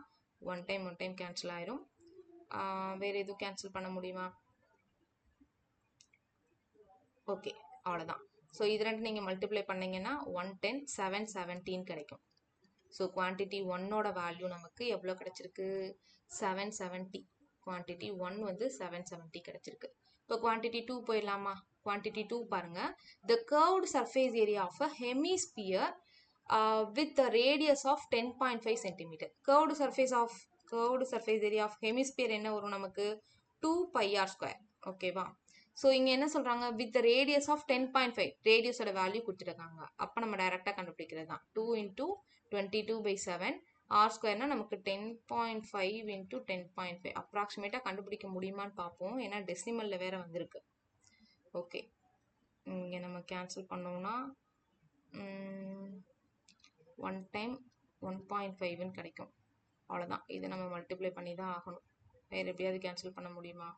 நோ. இப்போ 2 × 1.5 போட்டோம்னா நமக்கு 3ன்னு மாறிடும். சரியா? இந்த 22ல ஒரு 2 இருக்குமா, அதாவது இந்த 22ன்றது 2 × 11. இந்த 2 வச்சு இங்கே மல்டிப்ளை பண்ணீங்கன்னா உங்களுக்கு 21ன்னு மாறிடும். அடுத்து 11. ஸோ இதை மல்டிப்ளை பண்ணால் போதும். 63 × 11 அப்போ என்ன கிடைக்கும் 693. ஸோ குவான்டிட்டி 2 பார்த்தீங்கன்னா 693 கிடைச்சிருக்கு. இது இருக்கட்டும். குவான்டிட்டி 3 போவோமா? The area of a square whose perimeter is exactly equal to the circumference of the circle. Okay. So நம்மகிட்ட கேட்கறது வந்து ஏரியா ஆஃப் ஸ்கொயர். ஸ்கொயரோட ஏரியா வேணும்னா ஏரியாக்கான ஃபார்முலா பார்த்தீங்க அப்படின்னா ஏ ஸ்கொயர். ஏன்றது என்ன, அந்த ஸ்கொயரோட சைடு. இப்போ ஸ்கொயரோட பெரிமீட்டர் சொல்லியிருக்காங்க. அது எப்படி இருக்கா, is exactly equal to the circumference of the circular base of a cylinder A. Cylinder ஏயோட பேஸ் இருக்கும்ல, இதுதானே பேஸ். பேஸ்னா என்ன, அது ஒரு சர்க்கிள். அந்த சர்க்கிளோட சர்க்கம்ஃபரன்ஸ். சர்க்கம்ஃபரன்ஸ்க்கான ஃபார்முலா என்ன, சர்க்கம்ஃபரன்ஸ்க்கான ஃபார்முலா 2 pi r. அப்போ என்ன கிடைக்கும் 2 × 22/7 × r வேல்யூ நமக்கு இங்கே 14 இருக்கு. 1 டைம் இங்கே 2 டைம். ஸோ இதை சிம்பிளிஃபை பண்ணீங்கன்னா உங்களுக்கு எவ்வளோ கிடைக்கும் 88ன்னு கிடைக்கும். இதுதான் நமக்கு அந்த சிலிண்டர் ஏயோட சர்க்கம்ஃபரன்ஸ். ஸோ இது நமக்கு பெரிமீட்டர்ன்றாங்க. ஸ்கொயர் பொறுத்த வரைக்கும் பெரிமீட்டருக்கான ஃபார்முலா என்ன 4a. 4a-ஓட 8 வேல்யூ 88னா அந்த சைடோட வேல்யூ என்ன இருக்கும் 22 இருக்கும். ஸோ ஏ வேல்யூ 22னா ஏரியா வந்து ஏ ஸ்கொயர். ஏ ஸ்கொயர் வேல்யூ என்ன வரும் 484 வரும். ஸோ நமக்கு குவான்டிட்டி 3க்கான வேல்யூ என்னன்னா 484. குவான்டிட்டி 2 வந்து 693. அப்போ என்ன ஆன்சர் வரும், quantity 1 is greater than quantity 2 is greater than quantity 3. Option A is the right answer. Okay, note பண்ணிக்கோங்க. நெக்ஸ்ட் போலாமா? நெக்ஸ்ட் கொஸ்டின் பாருங்க. 5th question. ஸோ என்ன கொடுத்துருக்காங்க, find the value of quantity 1. Okay, ABC start a business. இது கொஞ்சம் tricky கொஸ்டினாக இருந்தது, கொஞ்சம் நீங்கள் நல்லா கவனிக்கணும். ஏ இன்வெஸ்ட் ₹4,000 12 months. ஸோ 3 பேர் இருக்காங்க, ஏபிசி. ஏ பார்த்தீங்கன்னா 4,000 இன்வெஸ்ட் பண்ணுறாங்க ஃபார் 12 months. ஓகே, பி வந்து 6,000 இன்வெஸ்ட் பண்ணுறாங்க, எவ்வளோ மந்த்ஸுக்குன்னு தெரியாது. ஸோ எக்ஸ்ன்னு அவங்களே கொடுத்துட்டாங்க. சி வந்து ₹8,000 for y months. The total profit generated at the end of the year 8,400. 1 year endல 8,400 வந்து ஜென்ரேட் பண்றாங்க. அதுல A ஓட share 2,400. So it is known that X and Y are positive integers. Integersனா அது ஒரு முழு எண்ணா இருக்கணும். சரியா? B kept his money in the business for a longer period than C. அதாவது X ஓட மந்த் வந்து Y ஓட மந்த்தை விட கூட. அதாவது B இன்வெஸ்ட் பண்ற மந்த் சி இன்வெஸ்ட் பண்ற மந்த் விட அதிகம்னு சொல்றாங்க, X is greater than y. இதெல்லாம் கண்டிஷனா கொடுத்துருக்காங்க. ஸோ கண்டிஷன்னா நம்ம நிறைய பாசிபிலிட்டி செக் பண்ற மாதிரி வந்துச்சு இந்த கொஸ்டின்ல. எஸ் இப்போ நம்ம ஃபர்ஸ்ட் இவங்களோட ரேஷியோ கண்டுபிடிப்போமா, அதாவது ப்ராஃபிட் ரேஷியோ. அதுக்கு என்ன பண்ணுங்க, இது எல்லாமே இஸ் டூ ரேஷியோல தான் இருக்கும். அதனால நீங்க 0 0s கேன்சல் பண்ணிக்கலாம். அதுக்கப்புறம் பாருங்க, வெயிட், இந்த 4 வந்து நான் 2 டைம்ஸ் 2ஆல கேன்சல் பண்றேன் எல்லாத்தையுமே. இங்க 3 கிடைக்கும், இது வந்து 2ஆல கேன்சல் பண்ணீங்கன்னா 4 கிடைக்கும். ஸோ அவ்வளவுதான், இதுக்கப்புறம் எதுவும் கேன்சல் பண்ண முடியாதுன்னு நினைக்கிறேன். ஸோ தட் இப்போ பாருங்க, 2 into 12 24 and 3 into x 3x 4y. இதுதான் இவங்களுக்கான ப்ராஃபிட் ரேஷியோ. இப்போ டோட்டல் எவ்வளோ இருக்கு, டோட்டல் பார்த்தீங்கன்னா 24 + 3x + 4y. இந்த பார்ட் டோட்டல் பார்ட்ல ஏயோட ஷேர் எவ்வளோ 24. அதுதான் இங்கே சொல்றாங்க. இங்கே எவ்வளோ டோட்டல் ப்ராஃபிட் எவ்வளோ 8400. அதுல ஏயோட ஷேர் 2400. இதுக்கு ஈக்குவல் பண்ணிக்கலாம். இந்த பக்கம் நான் என்ன பண்ணிருக்கேன், டினாமினேட்டர்ல டோட்டல் ஷேர்ல ஏக்கு எவ்வளோ ஷேர் போச்சுன்னு போட்டிருக்கேன். அதே தான் இங்கேயும் போட்டிருக்கேன். டோட்டல் 8400ல 2400 ஏயோட ஷேர். இப்போ இதை நம்ம சிம்பிளிஃபை பண்ணி ஒரு ஈக்குவேஷன் மாதிரி கொண்டு வரணும். 0 0 கட் பண்ணிடலாம். ஒன் டைம் கிராஸ் மல்டிப்ளை பண்ணுங்க. மல்டிப்ளை பண்ணீங்கன்னா என்ன ஆகும், இந்த இங்கே 84 போயிருமா, அதாவது 3x + 4y + 24 = 84 வரும். ஸோ நெக்ஸ்ட் ஸ்டெப்ல 3x, இதெல்லாம் கொஞ்சம் சிம்பிளிஃபை பண்ணிக்கோங்க, மைண்ட்லேயே போடுங்க. நெக்ஸ்ட் என்ன பண்றோம்னா, வெயிட், இந்த 24 வந்து இந்த பக்கம் வரும்போது மைனஸ் ஆயிடும். தட் இஸ் 84ல இருந்து 24 மைனஸ் ஆச்சுன்னா 60. இப்போ 3x + 4y = 60. ஒரே ஒரு ஈக்குவேஷன் தான் நமக்கு கிடைச்சிருக்கு. கரெக்டா? எப்பவுமே 2 அன்னோன் இருக்குன்னா 2 ஈக்குவேஷன் கிடைச்சாதான் நம்மளால அந்த அன்னோனை சால்வ் பண்ண முடியும். இப்போ அடுத்து பாருங்களேன், டைரக்டா வேற எந்த க்ளூவுமே கொடுக்காம குவான்டிட்டி 1 2 3 4க்கு போயிட்டாங்க. The difference between the profit of B and Cன்னு டைரக்டா கொஸ்டின் கேட்க ஆரம்பிச்சிட்டாங்க. வேற எந்த டேட்டாவும் இல்லை. அப்போ நம்ம இதுக்கு என்ன பண்றதுன்னா, ஆன்சர் வந்து அன்னோனோ இல்லை டேட்டா இன்சஃபிஷியன்ட்னோ போட முடியாது. நமக்கு சில கண்டிஷன்ஸ் கொடுத்துருக்காங்களா, அந்த கண்டிஷனை சாட்டிஸ்ஃபை பண்ற மாதிரி எக்ஸ் அண்ட் ஒய் ஒரே ஒரு பேர் தான் இருக்கும். இப்போ நம்ம தான் என்ன பண்ணணும்னா அதை கண்டுபிடிக்கணும். இப்போ இதுல நம்ம என்ன பண்ண போறோம்னா, ஒய் வேல்யூவை வச்சு எக்ஸ் வேல்யூவை நம்ம கண்டுபிடிக்க போறோம். ஸோ எக்ஸ் வேல்யூ என்ன வரும்ன்றத பாருங்களேன். 3x = நமக்கு என்ன கிடைக்கும், 60 - 4y போகும். இந்த 4y அந்த பக்கம் போச்சுன்னா 60 - 4y ஆகும். ஸோ தட் எக்ஸோட வேல்யூ என்ன வரும்னு பாருங்க, x in terms of y. x in terms of y என்ன ஆகும், 60 - 4y/3. கரெக்டா? இதுல இருந்து நான் என்ன பண்றேன், எக்ஸ் மட்டும் போடுறேன். 4y மைனஸ்ல போயிடுச்சு, 3 வந்து டினாமினேட்டருக்கு போயிடுச்சு. இதை யூஸ் பண்ணி இப்போ நம்ம எக்ஸ் அண்ட் ஒய்யோட வேல்யூவை நம்ம தான் ஃபிக்ஸ் பண்ணணும். இப்போ மேக்ஸிமம் மந்த் நம்ம ஒரு வருஷத்துக்கு தான் பிஸ்னஸ் நடக்குது. அப்போ பியோட மேக்ஸிமம் வேல்யூ 12 வரைக்கும் வரலாம். 12 மந்த்ஸும் பி வந்து இன்வெஸ்ட் பண்ணிருக்கலாம், இல்லை 12 விட கம்மியானது இன்வெஸ்ட் பண்ணிருக்கலாம். ஆனா பியை விட சி வந்து கம்மியா தான் இன்வெஸ்ட் பண்ணிருக்கணும். இப்போ நம்ம ஒரு அதாவது ஒய்யோட வேல்யூ நம்ம 6ன்னு வைக்கிறோம்னு வச்சுக்கோங்களேன். ஒரு அப்ராக்சிமேட்டா பாதிக்கு பாதி இவங்க 6 மந்த்ஸுக்கு மேல இன்வெஸ்ட் பண்றாங்க. 6ன்றதுல இருந்து ஸ்டார்ட் பண்ணலாம். அதுக்கப்புறம் 5 and 4ம் போடலாம். இப்போ ஒய்யோட வேல்யூவை நான் 6 மந்த்ஸ்ன்னு எடுத்துக்கிறேன். ஒருவேளை அவங்க 6 மந்த்ஸுக்கு போட்டிருந்தாங்கன்னா எக்ஸ் வேல்யூ என்ன வரும்னு கண்டுபிடிக்க போறோம். எக்ஸ் வேல்யூ என்ன வரும், இங்க நல்லா பாருங்க. இதுல நான் ரொம்பலாம் சப்ஸ்டியூட் பண்ண போறது இல்லை, டைரக்டா ஆன்சர் பண்ண போறேன். ஒய் இருக்க பிளேஸ்ல நீங்க 6 சப்ஸ்டியூட் பண்ணணும். ஸோ 4 × 6 நமக்கு 24 வரும். 60லேருந்து 24 போச்சுன்னா நமக்கு என்ன கிடைக்கும், 60ல 24 போச்சுன்னா 36 கிடைக்கும். /3 போட்டிங்கன்னா 12 கிடைக்குது. அப்போ ஒய்யை நான் 6ன்னு வைக்கும்போது எக்ஸோட வேல்யூ 12ன்னு கிடைக்குது. சரி, ஒய்யை நம்ம அடுத்து ஒரு பாசிபிலிட்டி செக் பண்ணுவோம். ஒய்யோட வேல்யூ 7ன்னு எடுத்து வைப்போம். 7ன்னு வச்சா எக்ஸோட வேல்யூ என்ன வருதுன்னு பாருங்க. இந்த ஒய் இருக்க இடத்துல நீங்க என்ன பண்ண போறீங்க, இப்போ 7ன்னு போட போறீங்க.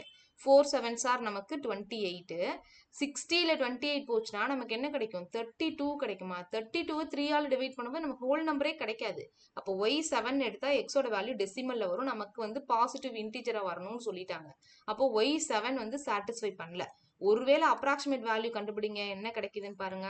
எக்ஸோட வேல்யூ மிஞ்சி மிஞ்சி போனா உங்களுக்கு 10 பாயிண்ட் சம்திங்னு கிடைக்கும். சரி, ஓகே. இப்போ ஒய்யோட வேல்யூ 5ன்னு போட்டு பார்ப்போம். ஒய் வேல்யூ 5ன்னு எடுத்துக்கிட்டீங்கன்னா 6க்கு முன்னாடி எடுக்கிறேன். எக்ஸ் வேல்யூ என்ன இருக்கும் 5 வேல்யூ போட்டிங்கன்னா 4 × 5 20 60ல 20 போச்சுன்னா நமக்கு 40 கிடைக்கும் 40/3யுமே நமக்கு என்ன இருக்கு அது ஒரு ஹோல் நம்பர் கிடையாது இந்த மாதிரி நீங்க நிறைய எக்ஸ் ஒய்க்கு எந்த வேல்யூ போட்டாலுமே இது சாட்டிஸ்ஃபை ஆகாது அது ஒரு இன்டிஜராகவே கிடைக்காது எல்லாமே டிஃப்ரெண்டான வேல்யூவாக தான் கிடைக்கும் so Y is equal to 6ன்ற இந்த ஒரு வேல்யூக்கு மட்டும்தான் எக்ஸோட வேல்யூ 12 கிடைக்குது இந்த ஒரு பேர் மட்டும்தான் இவங்க சொன்ன கண்டிஷனை சாட்டிஸ்ஃபை பண்ணுது அப்போ நம்ம டைரெக்டாகவே ஒய் வேல்யூ 6னும் எக்ஸ் வேல்யூ 12னும் எடுத்துக்கலாம் நீங்கள் வேற எந்த பேர் வேணா போட்டு பாருங்க கிடைக்கவே கிடைக்காது இப்போ ஒய் இஸ் ஈக்குவல் டு 1ன்னு எடுக்கிறீங்கன்னா அவங்களுக்கு என்னன்னா ஒய்யோட வேல்யூ நீங்கள் 1 மந்த்னு எடுக்கிறீங்கன்னு வச்சுக்கோங்களேன் 4 × 1 4 வரும் 60 - 4 போட்டிங்க அப்படின்னா நமக்கு 56ன்னு வரும் அதுவும் நமக்கு 3ஆல டிவைட் ஆகாது எது வேணா எடுத்து பாருங்க உங்களுக்கு ஒன்று இன்டிஜர்ல வரும் இல்லைன்னா ஒய்யோட எக்ஸ் வேல்யூ சின்னதாக வர மாதிரி வரும் இந்த கண்டிஷனை சாட்டிஸ்ஃபை பண்ணாத மாதிரி ஸோ இதே இந்த ஒரு பேர் மட்டும்தான் நமக்கு ஹெல்ப் பண்ணும் ஸோ மெயின்ஸில் இந்த மாதிரி ஒரு கொஞ்சம் டிஃபிகல்ட்டி வரும் சால்வ் பண்ணும்போது நமக்கு இந்த ஐடியாவே வராது காம்பினேஷன்ஸ் கண்டிஷன்ஸ்லாம் எடுத்து சாட்டிஸ்ஃபை பண்ணணும் அப்படின்னு ஸோ இதுதான் ப்ரொசீஜர் இந்த கொஷினுக்கான procedure so Y value X value கண்டுபிடிச்சாச்சு இப்போ பாருங்க the difference between the profit shares of B and C இப்போ இங்கே நமக்கு என்ன பண்ண போகிறோம் ஏபிசியோட ப்ராஃபிட் ஷேர் அகைன் கண்டுபிடிக்க போகிறோம் ஏபிசி இவங்க 24 வந்துடும் எக்ஸ் வேல்யூ என்ன கிடைச்சிருக்கு 12 ஸோ 3 × 12 36ன்னு கிடைக்கும் ஒய் வேல்யூ 6 கிடைச்சிருக்கு ஸோ 4 × 6 24ன்னு கிடைக்கும் ஸோ திரும்ப எடுத்தீங்கன்னா 12ஆல் கேன்சல் பண்ணிங்கன்னா 2:3:2ன்ற மாதிரி கிடைக்கும் இப்போ அவங்க என்ன கேட்குறாங்க இவங்க ரெண்டு பேருக்கான ப்ராஃபிட் ஷேர் என்னன்னு கேட்குறாங்க இந்த 24 வந்துச்சுன்னா இங்கேயும் 24 தானே வந்திருக்கு அதாவது ஏக்கு என்ன ஷேர் போயிருக்கோ அதே ஷேர் தான் சிக்கும் போயிருக்கும் ஏக்கு என்ன ஷேர் போயிருக்கு 2400 அப்போ சிக்கும் 2400 டூ பார்ட்டோட வேல்யூ 2400னா ஒரு பார்ட் எவ்வளோ 1200 அப்போ 3 பார்ட்டோட வேல்யூ என்ன இருந்திருக்கும் 3600 இருக்கும் இல்லைனா இதை சிம்பிளிஃபை பண்ணாமல் டைரெக்டாக கூட வச்சுக்கோங்க 24 36 24னே ஸோ அப்போது 2400 24 பார்ட்ன்றது 2400னா 36 பார்ட்டு 3600 இப்போ நம்மக்கிட்ட என்ன கேட்குறாங்க பி அண்ட் சி இவங்க ரெண்டு பேரோட டிஃப்ரென்ஸ் எவ்வளோ 3600க்கும் 2400க்கும் டிஃப்ரென்ஸ் 1100 ஸோ அப்போ குவான்டிட்டி ஒன்னோட வேல்யூ 1100ன்னு சொல்லிட்டேனா 1200 okay and numerical value of next இது குவான்டிட்டி 1 போட்டாச்சு குவான்டிட்டி 2 எடுத்துக்கிட்டிங்கன்னா numerical value of 200 × Y value எவ்வளோ நமக்கு கிடைச்சிருக்கு 6 ஸோ 200 × 6 போட்டிங்கன்னா அகைன் 1200 ஸோ குவான்டிட்டி 2 வேல்யூவும் 1200 இப்போ குவான்டிட்டி 3 கால்குலேட் பண்ணுவோமா the simple interest earned on ₹1000 invested at X% per annum for 10 years.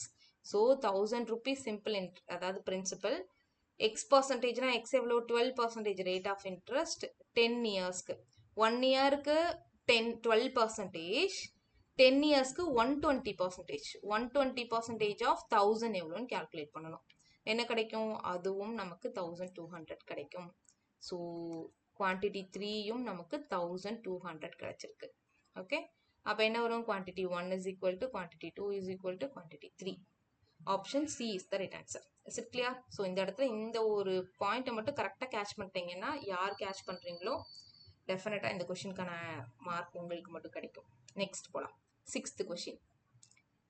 Sixth question பாருங்க find the values of okay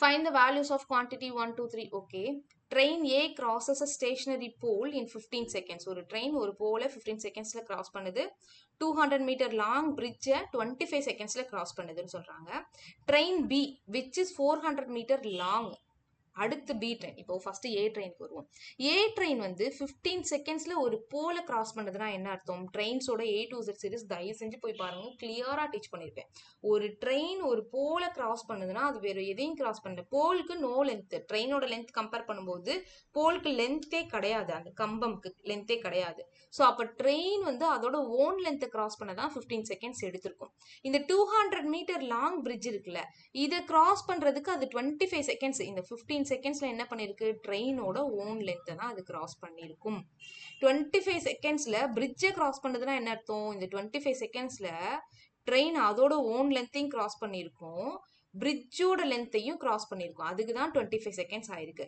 அப்போ ட்ரெயின் லென்த்தை கிராஸ் பண்றதுக்கு நமக்கு இங்க தெரியும் 15 செகண்ட்ஸ் அப்போ ரிமைனிங் 10 செகண்ட்ஸ் தான் என்ன இருக்கும், ஆக்சுவலாக பிரிட்ஜோட லென்த்தை கிராஸ் பண்ண எடுத்துக்கிற டைம் 10 செகண்ட்ஸ் தான். ட்ரெயின் அதோட ஓன் லென்த்தை கிராஸ் பண்ண 50 seconds.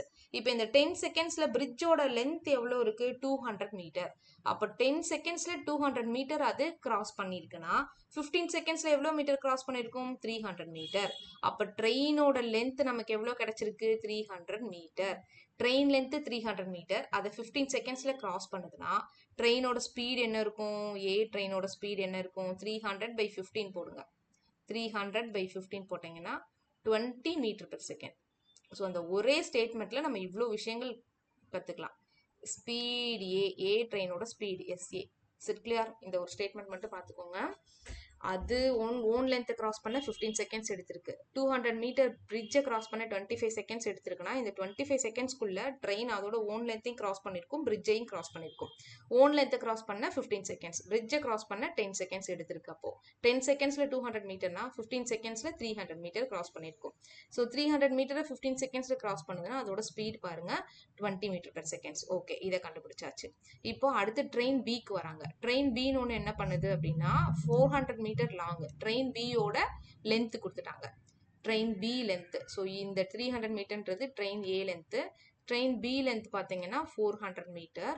Okay, crosses a train A while running in the opposite direction exactly 14 seconds. அப்போ நல்லா பாருங்க, இது ஒரு கேஸ். இது என்ன கேஸ், ஒரு train A and train B ரெண்டு பேரும் அவங்க கிராஸ் பண்ணிக்க போறாங்க.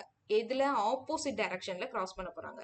அதுக்கு எடுத்துக்கிற டைம் 14 செகண்ட்ஸ். இதுக்கு நீங்க என்ன பண்ணுங்க, distance equal to speed into டைம்னு எடுத்துக்கோங்க. டிஸ்டன்ஸ் என்ன எடுத்துக்குவீங்க, ட்ரெயின் ஏயோட லென்த், ட்ரெயின் பியோட லென்த் ரெண்டும் சேர்த்து எடுக்கணும். ஸோ 300 + 400 நமக்கு டிஸ்டன்ஸ், டோட்டல் டிஸ்டன்ஸ் 700 நீங்க எடுத்துக்கணும். ஸ்பீட் என்ன எடுத்துக்கணும் அப்படின்னா, ஆப்போசிட் டைரக்ஷனால ட்ரெயின் ஏயோட ஸ்பீட் எவ்வளோ, 20. அது பிளஸ் ட்ரெயின் பியோட ஸ்பீட். ட்ரெயின் பியோட ஸ்பீட் நமக்கு தெரியாது, ஸோ எஸ்பின்னு எடுத்துக்கிறோம். இன்டூ இதுக்கு எடுத்துக்கிட்ட டைம் பாருங்க 14 செகண்ட்ஸ். இப்போ இதை யூஸ் பண்ணி நம்ம ட்ரெயின் பியோட ஸ்பீட் என்னன்னு கண்டுபிடிக்க முடியும். எப்படி பண்ணலாம், இங்கே பாருங்க. 14 வச்சு நீங்கள் கேன்சல் பண்ணுங்க. 7 வச்சு கேன்சல் பண்ணால் 2 × 100. 14 வச்சு கேன்சல் பண்ணிங்கன்னா டைரெக்டாக 15 கிடைக்கும். அப்போ எஸ்பி ட்ரெயின் பியோட ஸ்பீட் வேணும்னா இந்த 20 இங்கே மைனஸில் வரும். ஸோ 50 - 20 30 மீட்டர் பெர் செகண்ட் வரும். இப்போ ட்ரெயின் ஏயோட ஸ்பீடு தெரிஞ்சிருச்சு, ட்ரெயின் பியோட ஸ்பீடு தெரிஞ்சிருச்சு, ட்ரெயின் ஏ லென்த்து பி எல்லாமே தெரிஞ்சிடும். இப்போ நம்ம குவான்டிட்டி 1 and 2க்கு போக போகிறோம். குவான்டிட்டி 1, 2, 3க்கு குவான்டிட்டி 1 எடுத்துக்கோங்க. Time taken by train B to cross 500 metre long stationary platform அப்படின்னு கேட்குறாங்க. அப்போ டைம் கேட்குறாங்க. So distance by speed. Train B தான் கிராஸ் பண்ண போகுது. டிஸ்டன்ஸ் என்ன எடுத்துக்கணும், ட்ரெயின் பியோட லென்த்து ப்ளஸ் இந்த பிளாட்ஃபார்மோட லென்த்தை எடுத்துக்கணும். ட்ரெயின் பியோட லென்த் நமக்கு எவ்வளோ கொடுத்துருக்காங்க, 400 மீட்டர். இங்கே கொடுத்துருக்காங்க பாருங்க. ட்ரெயின் பியோட லென்த்து 400 மீட்டர், இந்த பிளாட்ஃபார்மோட லென்த்து 500 மீட்டர். டோட்டலாக எவ்வளோ, 900 மீட்டர். அதை எவ்வளோ ஸ்பீடில் கிராஸ் பண்ணுது, ட்ரெயின் பியோட ஸ்பீட் 30 மீட்டர் பெர் செகண்ட்ஸ். அப்போ என்ன கிடைக்கும், 30 செகண்ட்ஸ்ன்னு கிடைக்கும். அப்போது குவான்டிட்டி 1க்கு பார்த்தீங்கன்னா 30 செகண்ட்ஸ். குவான்டிட்டி 2 போலாமா? குவான்டிட்டி 2 என்ன கொடுத்துருக்காங்க, time taken in seconds by train A to cross train B if they were running in the same direction. Same டைரக்ஷனில் போனால் டைம் என்னன்னு கேட்குறாங்க. So time is equal to distance by speed. Again distance என்ன எடுத்துக்கணும், train ஏயோட length 300, train பியோட length 400, ரெண்டும் சேர்த்தா நமக்கு 700. இதுதான் டிஸ்டன்ஸ்னு எடுத்துக்கணும். ஸ்பீட் என்ன எடுத்துக்கணும், சேம் டைரக்ஷன் சொன்னனால ரிலேட்டிவ் ஸ்பீட் எடுத்துக்கணும். சேம் டைரக்ஷன் ரிலேட்டிவ் ஸ்பீடுன்றது இது ரெண்டுக்கும் டிஃப்ரென்ஸ் 20 and 30. ரெண்டுக்கும் டிஃப்ரென்ஸ் எவ்வளோ, 10 metre per second. So cancel பண்ணிங்கன்னா 70 செகண்ட்ஸ் ஆகும் ட்ரெயின் ஏ அண்ட் பி ரெண்டு பேரும் கிராஸ் பண்ணிக்க சேம் டைரக்ஷனில். ஸோ குவான்டிட்டி 2க்கான ஆன்சர் வந்து 70 seconds. அடுத்து குவான்டிட்டி 3க்கு போலாமா? The numerical value obtained by dividing 150% of the length of train B. Train B ஓட length எவ்வளோ, 400. ஸோ இதோட 150% எவ்வளோ, 150% of 400. 100% 400, 50% 200. ஸோ 150% 600. இந்த 600 ட்ரெயின் பியோட ஸ்பீடை வச்சு டிவைட் பண்ணணுமா? ட்ரெயின் பி எங்கே இருக்குது, ட்ரெயின் பியோட ஸ்பீட் எவ்வளோ, 30. ஸோ 600/30 போட்டிங்கன்னா உங்களுக்கு என்ன கிடைக்கும், 20ன்னு கிடைக்கும். 20 செகண்ட்ஸ். ஓகே, இதுக்கான ஆன்சர் 20. இப்போ கம்பேர் பண்ணுவோமா? கம்பேர் பண்ணால் என்ன கிடைக்கும், 30, 70, 20. Less than greater than. இந்த மாதிரி ஏதாவது ஒரு ஆப்ஷன் இருக்கான்னு பாருங்க. ஸோ நான் டைப் பண்ண கொடுத்த இடத்துல நிறைய கன்ஃபியூஷன், தப்பு தப்பாக டைப் பண்ணியிருக்காங்க. வேற ஏதாவது இருக்கான்னு பாருங்க. மேபி இது கரெக்டாக இருக்கலாம். இந்த இதில் ஏன் நமக்கு இந்த மாதிரி ஆப்ஷன் இல்லைன்னா கவனிங்க. குவான்டிட்டி 2 இங்கே ஃபர்ஸ்ட் போட்டிருக்காங்க பாருங்க. குவான்டிட்டி 2 ஃபர்ஸ்ட் கம்பேர் பண்ணியிருக்காங்க. ஸோ குவான்டிட்டி 2 நமக்கு 70 is greater than quantity 1. Quantity 1 எவ்வளோ 30. 30 is greater than quantity 3 20. So quantity 2 is greater than quantity 1 is greater than quantity 3. Option A is the right answer. Is it clear? Quantity 2 வந்து 70, quantity 1 30 and 20. So 70 is greater than 30 is greater than 20. Option A is the right answer. Next question போயிடலாமா? 7th question பாருங்க. Question read பண்ணுங்க. So என்ன கொடுத்திருக்காங்க? Find the values of okay. Vessel P contains 80 liters of mixture of milk and water in the ratio of 5:3. Okay, P ன்னு ஒரு vessel இருக்கு. அந்த வெசல்ல பாருங்க என்ன இருக்கு? மில்க் அண்ட் வாட்டர் 5:3 ரேஷியோல இருக்கு. 80 லிட்டர்ஸ்ல இருக்கு டோட்டலா. ஸோ Pல டோட்டல் 80 லிட்டர்ஸ், அதில் மில்க்கும் வாட்டரும் 5:3 இருக்காங்க. மில்க் வாட்டர் அப்போ என்ன கிடைக்கும்? 50 and 13 இருப்பாங்களா milk and water. Okay. Vessel Q contains 60 liters of mixture of milk and water in the ratio of 7:5. So Q எடுத்துக்கிட்டிங்கன்னா 60 liters இருக்காங்க. ஸோ அதில் மில்க் அண்ட் வாட்டர் 7:5 என்ற ரேஷியோவில் இருக்காங்க. ஸோ டோட்டல் பாருங்கள் 7 + 5 12 பார்ட்டு. ஸோ 60 12ஆல் நீங்கள் டிவைட் பண்ணிங்கன்னா 5ன்னு கிடைக்கும். ஸோ 35 liters and 25 liters இருப்பாங்க. ஓகே. Quantity 1 என்ன கேட்டிருக்காங்க பாருங்க. The total quantity of milk in final mixture if the entire contents of vessel P and Q are poured into a empty vessel R. இப்போ என்ன பண்ணுறாங்க, Pல இருக்க அந்த 80 லிட்டர்ஸையும் Qல இருக்க 80 லிட்டர்ஸையும் கொண்டு போய் Rன்னு ஒரு இதில் போயிட்டு போர் பண்ணிடுறாங்க. சரியா? அப்போ டோட்டலாக எவ்வளோ மில்க் இருக்கும், எவ்வளோ வாட்டர் இருக்கும் பாருங்க. இங்கே 50 லிட்டர்ஸ் இருக்குது, இங்கே 35 இருக்குது. ஸோ டோட்டலாக 85 லிட்டர்ஸ் மில்க் இருக்கும். வாட்டர் பாருங்க, இங்கே 30 and 25. ஸோ 55 லிட்டர்ஸ் வாட்டர் இருக்கும். இப்போ கொஸ்டின் நமக்கு இந்த டோட்டல் குவான்டிட்டி ஆஃப் மில்க் தான் கேட்குறாங்க. அப்போது குவான்டிட்டி 1 பார்த்தீங்க அப்படின்னா milk in R, milk R வெசலில் எவ்வளோ இருக்குது டோட்டலாக 85. இதுதான் நமக்கு குவான்டிட்டி 1. குவான்டிட்டி 1 எவ்வளோ கிடச்சிருக்கு? 85 இருக்கட்டும். Quantity 2க்கு வாங்க. The value obtained by adding 20 to total quantity of water in vessel R. Vessel Rல adding 20 liter to the total quantity of water. Okay, already water வந்து 55 இருக்கு. இந்த 55 கூட ஒரு 20 ஆட் பண்ணால் நமக்கு எவ்வளோ கிடைக்கும்? 75 கிடைக்கும். ஸோ குவான்டிட்டி 2 பார்த்தீங்கன்னா குவான்டிட்டி 2ஓட வேல்யூ 75. ஈஸியாக இருக்குது. நெக்ஸ்ட் குவான்டிட்டி 3 பார்ப்போமா? Quantity 3 total volume of mixture in vessel Q. Vessel Qல if 16 liters of mixture is taken out from vessel P and added to vessel Q. இப்போ இந்த ஆர்ன்ற கான்செப்டை மறந்துருங்க. இப்போ புதுசாக என்ன சொல்கிறாங்கன்னா vessel Pலேருந்து 16 லிட்டர்ஸை எடுக்கிறாங்களா. 16 லிட்டர்ஸ் எடுத்தால் எவ்வளோ மில்க் இருக்கும், எவ்வளோ வாட்டர் இருக்கும்? அதே 5:3 ரேஷியோவில் தான் மில்க் அண்ட் வாட்டர் இருப்பாங்க. ஸோ அப்போது 10 லிட்டர்ஸ் மில்க்கும் 6 லிட்டர்ஸ் வாட்டரும் இருக்குமா? அந்த 8 பார்ட், அந்த 16 நீங்கள் என்ன பண்ணணும், 8 பார்ட்டாக பிரித்து இங்கே பிரித்து கொடுக்கணும். So 10 and 6 litres milk and water இருக்கும். ஓகே.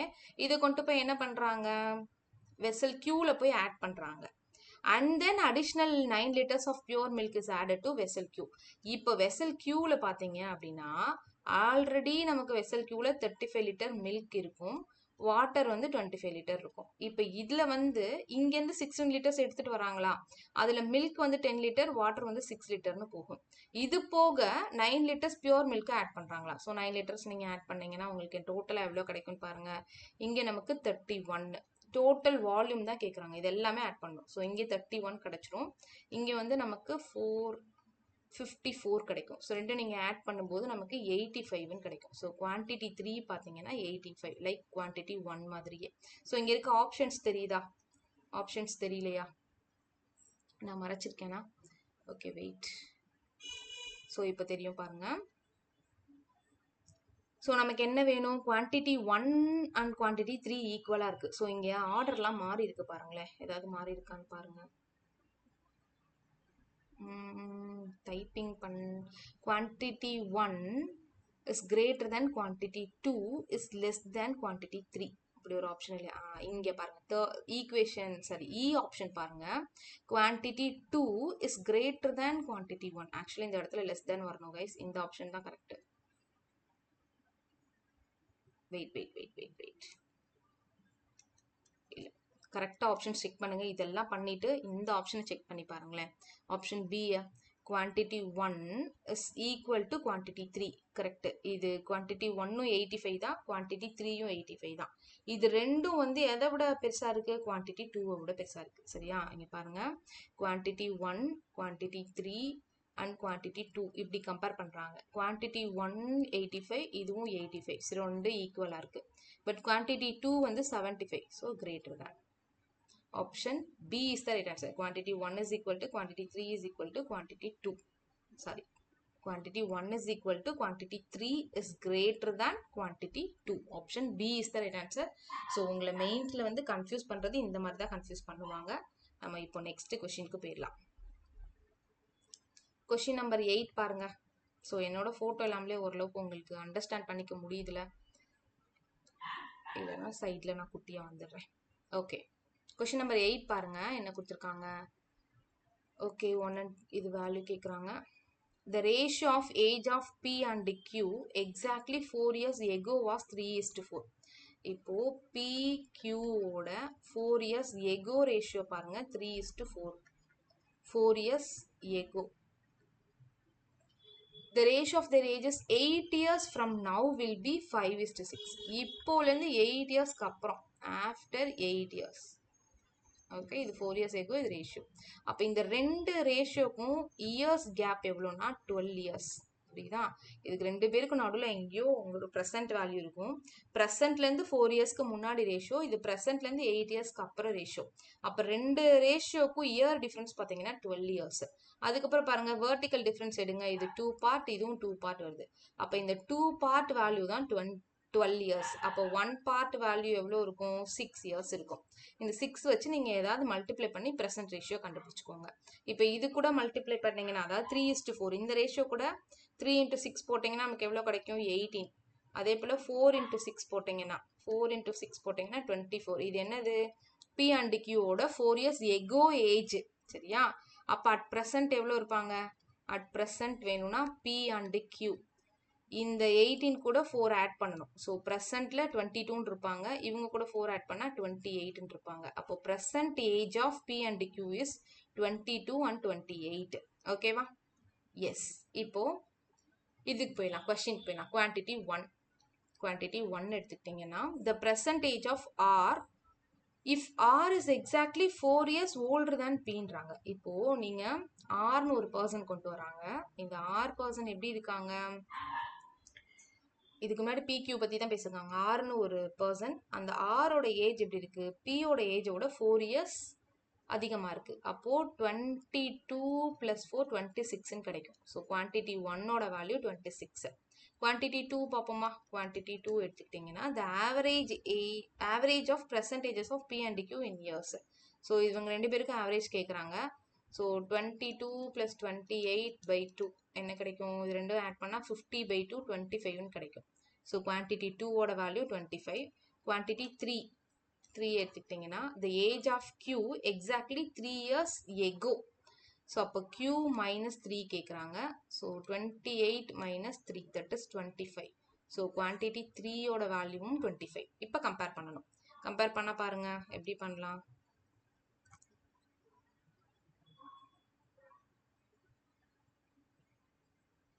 அச்சோ, வெயிட் பண்ணுங்க கைஸ்.